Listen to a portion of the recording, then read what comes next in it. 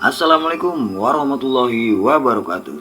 Kembali lagi bersama gue Lukas Priyatno pada segmen cerita horor pendaki gunung. Apa kabar kalian semua? Gue doakan kalian sehat selalu, dilancarkan rezekinya, dan dijauhkan dari segala musibah yang sering terjadi akhir-akhir ini. Pada kesempatan kali ini, gue akan menceritakan pendakian gue di Gunung Gelis yang terletak di daerah Sumedang. Di pendakian tersebut, gue seperti dibawa ke dimensi lain, bahkan tersasar beberapa jam karena tidak menemukan jalur yang sebenarnya. Dan di gunung tersebut, aku kembali dipertemukan oleh makhluk astral, dan ia adalah teman sewaktu aku duduk di bangku sekolah menengah pertama. Sebelum kita masuk ke ceritanya, kalian subscribe terlebih dahulu agar gue bisa lebih bersemangat lagi membuat kisah-kisah terbaru di channel ini. Like videonya, tinggalkan komen di kolom komentar, dan share video ini sebanyak-banyaknya. Dan jangan lupa aktifkan tombol lonceng agar kalian tidak tertinggal video-video terbaru di channel ini. Dan buat kalian yang udah support gue dari awal, gue ucapkan terima kasih. Semoga apa yang kalian lakukan mendapatkan rezeki dari Allah Subhanahu wa Ta'ala. Tanpa berlama-lama lagi, cerita horor pendaki gunung dimulai. Jangan tutup mata kalian, karena mereka ada di sekitarmu.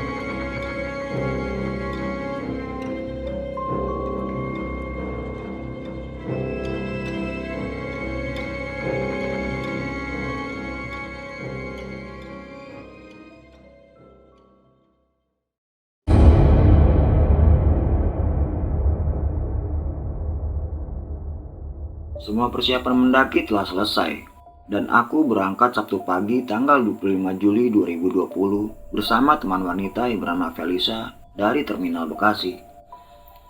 Jam 8 bus yang kami tumpangi berangkat. Setelah 4 jam perjalanan, kami sampai di Parakan Muncang dan turun di sana. Setelah turun, gue mampir sebentar di warung, memesan kopi sambil mengecas handphone. Aku pesan 11 kopi hitam, sedangkan Felisa cuma pesan teh gelas.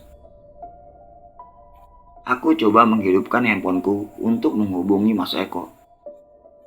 Halo Mas, gue udah di Parakan Muncang nih, baru turun dari bus. Oh iya Om, ditunggu ya, gue kesana sekarang.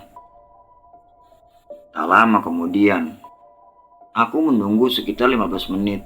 Kami berdua akhirnya dijemput oleh Mas Eko dan juga Om Kewan. Kami berangkat menuju perumahan Jatisari, tempat mereka tinggal, dan persis di bawah kaki Gunung Gelis.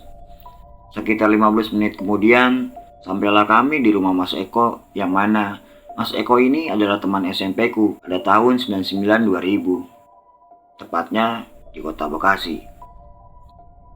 Kami bersantai-santai terlebih dahulu, makan dan ngopi bersama, sambil kita packing ulang peralatan yang akan kami bawa ke atas. Sebenarnya kami mendaki 6 orang, namun kawanku yang berangkat dari Bandung baru bisa mendaki sekitar jam 5 sore karena memang masih bekerja. Akhirnya kami putuskan untuk membagi menjadi 2 kloter. Kloter pertama aku, Felisa, dan Mas Eko. Sedangkan kloter kedua ada Kang Dian, Teh Krisna, dan juga Om Kewon sebagai leadernya saat itu, karena Om Kewon ini adalah penduduk kaki Gunung Gelis. Setelah prepare dan packing ulang peralatan sudah selesai, aku, Felisa, dan Mas Eko segera berangkat menuju Gunung Gelis sekitar jam 4 sore. Perjalanan kami mulai dengan melewati pemukiman warga, setelah itu persawahan, dan kemudian kami mulai memasuki hutan rimba. Saat itu, jalur yang kami pakai adalah jalur Bukit Jarian. Dan jalur tersebut adalah jalur yang dibuat oleh komunitas pendaki yang berada di perumahan tempat Mas Eko tinggal. Dan komunitas tersebut dinamakan Panayagan Explore. Entah sudah berapa lama kami berjalan, tiba-tiba Mas Eko meminta untuk berhenti sejenak. Sepertinya Mas Eko sudah kehabisan tenaga. Dan baru kali ini aku melihat Mas Eko kelelahan. Karena yang aku ketahui, Mas Eko termasuk orang yang mempunyai ketahanan tubuh yang amat kuat. Namun, sepertinya tidak untuk kali ini. Akhirnya, aku memutuskan untuk berhenti sejenak. Sedangkan Felisa masih tetap berjalan ke arah atas dengan perlahan. Di saat aku sedang membakar rokok, aku melihat persis di hadapanku satu pohon yang berada sedikit agak jauh. Dan aku melihat seseorang yang tengah mengintip dari pohon tersebut. Dengan rasa penasaran, aku terus saja memperhatikan laki-laki tersebut. Tiba-tiba, apa yang aku lihat saat itu membuat aku tak percaya. Sosok laki-laki tersebut telah berubah menjadi batang kayu yang bercabang.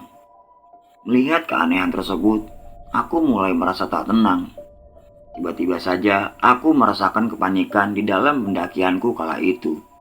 Namun, aku tak mau mengecewakan teman-temanku dan memutuskan untuk diam. Tadi siapa ya? Kenapa bisa berubah jadi batang kayu? Gumamku dalam hati. Aku tetap diam dengan terus menghisap rokok agar rasa panikku berkurang.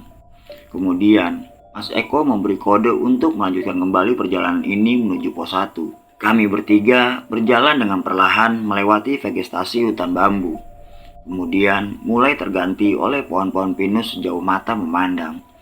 Ini menandakan bahwa kami sudah memasuki Bukit Jarian atau pos 1.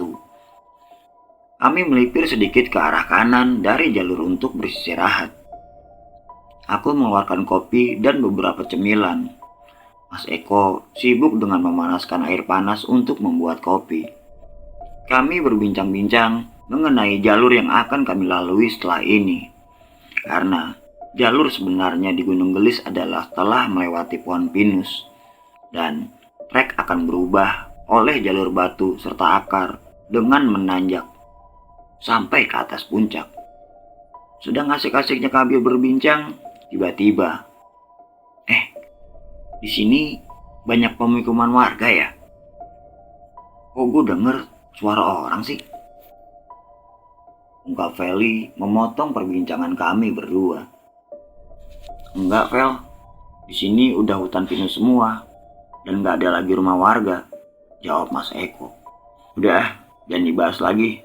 Buruan kopinya habisin dan kita lanjut jalan. Mana ada suara orang sih? Feli denger apa ya? Gumamku dalam hati. Kami bertiga sudah tak lagi membahas apa yang tadi Feli dengar. Kemudian kami memutuskan untuk merapikan barang-barang dan kembali melanjutkan perjalanan menuju Gunung Gelis. Baru saja kaki ini ingin melangkah. Dari jauh, aku mendengar sayup-sayup suara azan berkumandang. Akhirnya, kami memutuskan untuk kembali duduk sampai suara azan berhenti.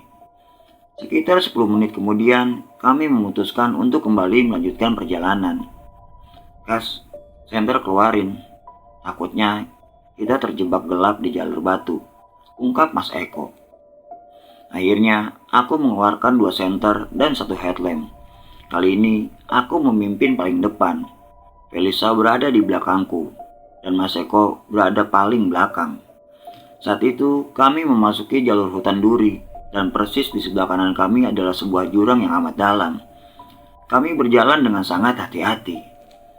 Seketika, langkah kaki kami berhenti. Kami dibuat terkejut dengan perubahan cuaca yang berganti secara tiba-tiba. Langit yang tadi nampak terang seketika berubah menjadi sangat gelap. Tak ada tanda-tanda perubahan cuaca dengan terbenamnya matahari sore itu. Yang terjadi, justru langit seketika menjadi gelap. Kemanikan kembali kurasakan saat itu. Tiba-tiba, angin berhembus sangat kencang, sehingga membuat pakaian yang aku pakai bergerak terpa angin tersebut. Senter mulai kami hidupkan, dan kami kembali berjalan dengan perlahan. Hutan duri sangat lebat.